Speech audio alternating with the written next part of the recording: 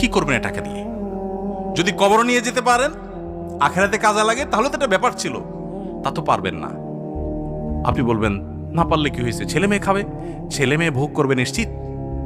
বহু মানুষ সম্পদ রেখে চলে গেছে, তার ছেলেমেয়েরা ভোগ করতে পারে নাই, হাতে বুতে অন্য মানুষ খেয়ে ফেলছে, আছে না নাই? সবচেয়ে বড় হতভাগাকে জানেন?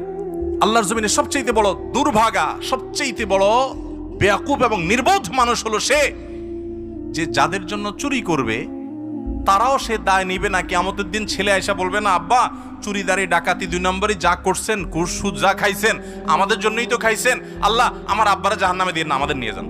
বলবে না ভাই, কোরআন বলেছে ইয়াউমা ইয়াফিরুল মারউ মিন আখিহি ওয়া উম্মিহি ওয়া আবিহি ওয়া সাহিবাতিহি ওয়া বানি। সন্তান বাপকে দেখে মাকে দেখে পালাবে, যে না জানি আজকে কোনো কিছুর জন্য ধরে। সবাই ইয়া নাফসি করবে। যাদের জন্য চুরি করবেন ওরাও দায় নিবে না, আপনার মতো